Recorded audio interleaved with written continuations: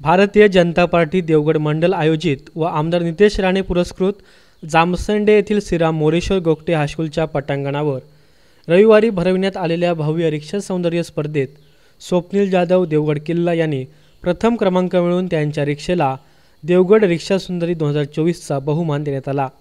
द्वितीय शिवाजी परकर पडवणे, तृतीय उमेश मेश्री किंजवडे, उत्तेजनार्थ बाबू वाडेकर, सिद्धार्थ नाडनकर यांनी यश मिळविले। प्रथम, द्वितीय, तृतीय क्रमांकांच्या विजेत्यांना अनुक्रमे 25,000 रुपये, 15,000 रुपये, 10,000 रुपये, चषक, प्रशस्तीपत्रक देऊन गौरविण्यात आले।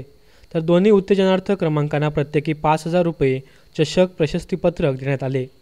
स्पर्धेचे परीक्षण मृत्युंजय मुनगेकर व समीर चांदरकर यांनी केले। स्पर्धेत तालुक्यातील 37 रिक्षा व्यावसायिकांनी सहभाग घेतला। उद्घाटन माजी आमदार अजित गोगटे यांच्या हस्ते करण्यात आले। पारितोषिक वितरण आमदार नितेश राणे यांच्या प्रमुख उपस्थित पार पडले।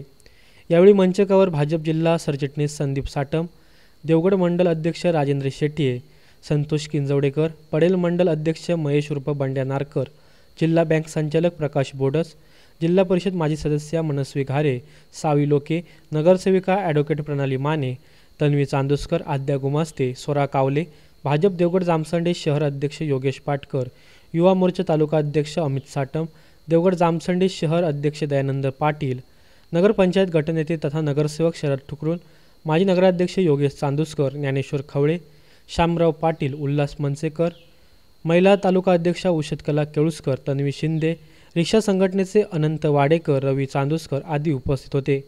यावेळी आमदार नितेश राणे यांच्या हस्ते दयानंद पाटील यांचा सत्कार करण्यात आला, तर शिरगाव रिक्षा संघटनेच्या वतीने आमदार नितेश राणे यांना सन्मानित करण्यात आले। कार्यक्रमाचे सूत्रसंचालन ऋत्विक धुरी यांनी केले।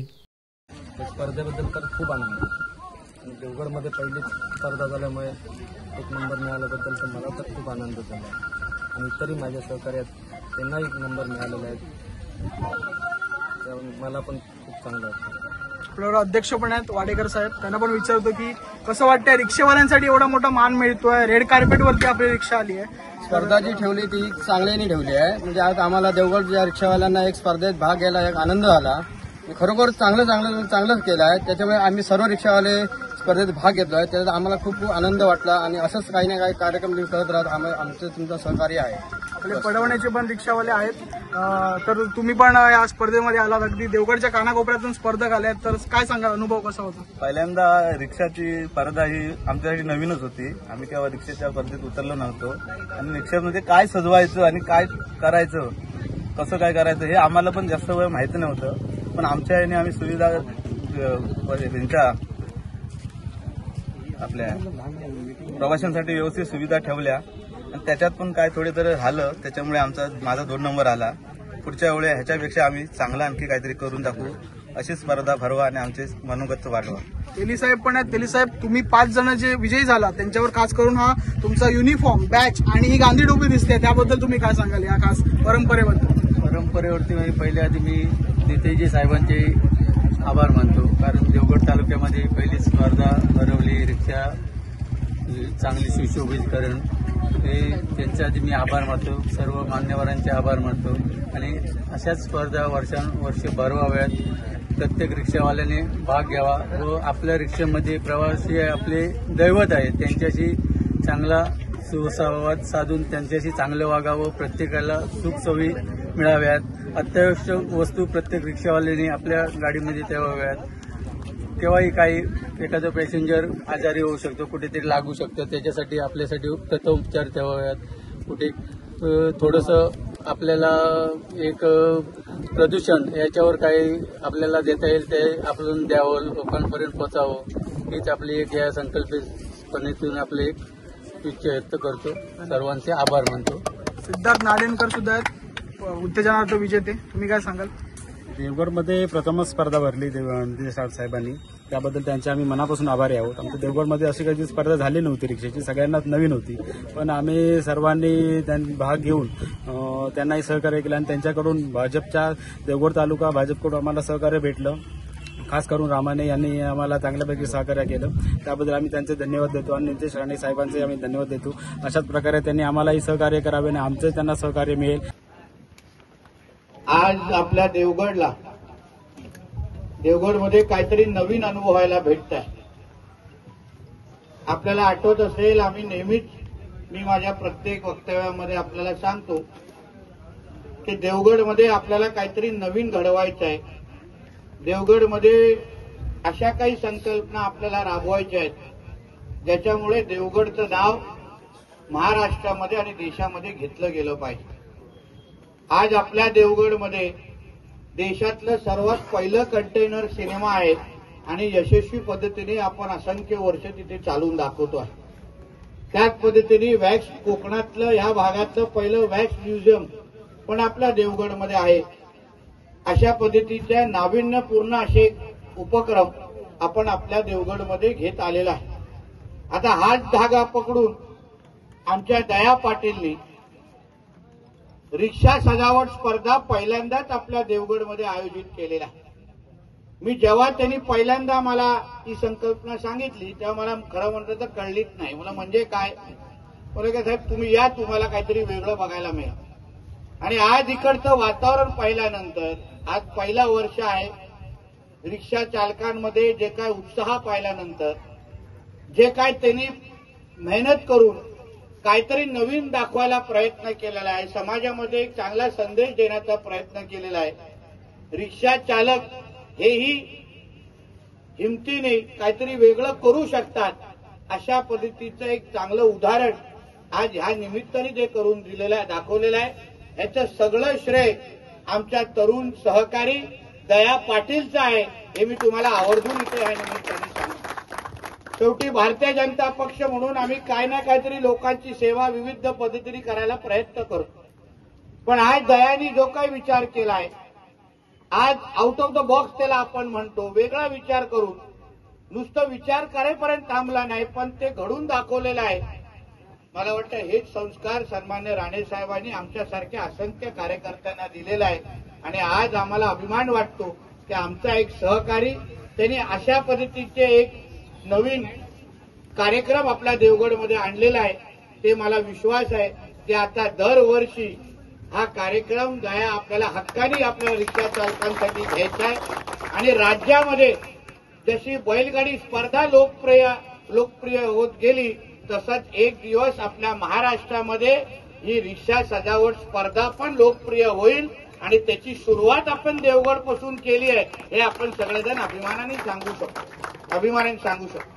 इकडे आलेल्या प्रत्येक रिक्षाची जे काय मी सजावट पाहिल्यानंतर मला फार समाधान आणि आनंद वाटतो.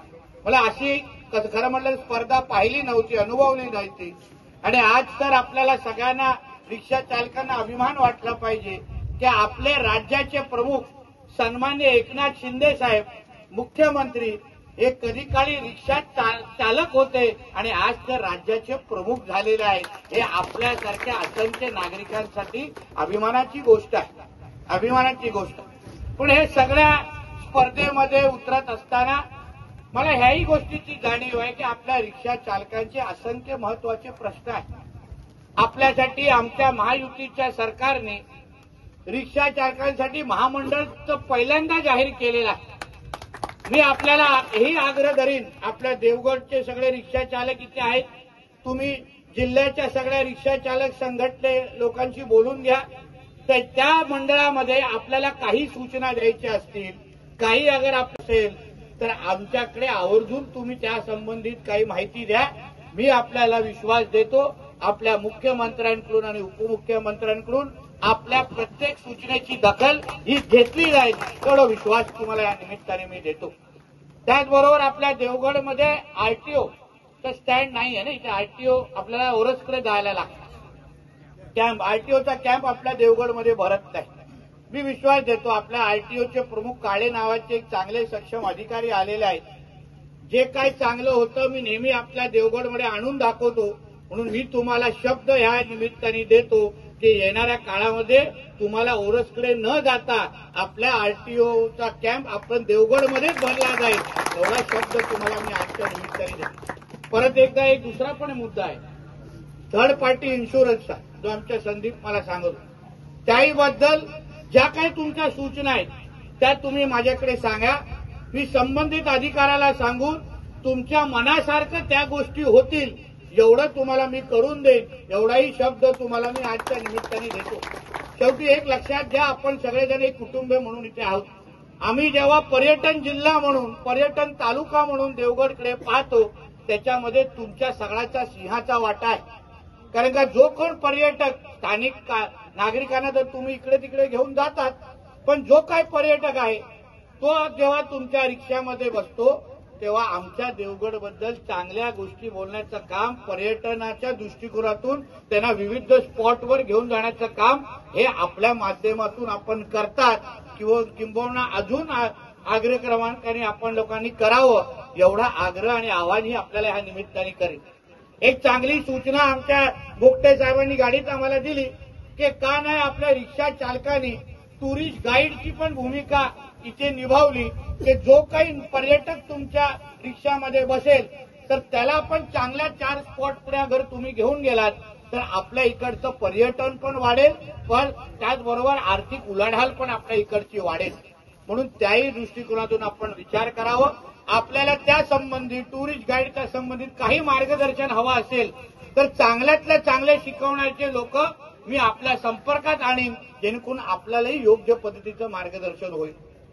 परत एकदा या रिक्षा सजावट स्पर्धेच्या निमित्ताने जे काय आज वातावरण पाहायला मिळत आहे त्यासाठी मी आमच्या दया पाटीलचं आणि त्याच्या सगळ्या सहकाऱ्यांचं मनापासून कौतुक करतो की अशाच पद्धतीने विविध चांगल्यातल्या चांगले कार्यक्रम घेत राहावं आणि देवगडकरांना आकर्षित करत राहावं, एवढीच शुभेच्छा मी आमच्या दया पाटील आणि त्यांच्या सगळ्याच सहकार्यांना देतो. इथेच थांबतो. जय हिंद, जय महाराष्ट्र.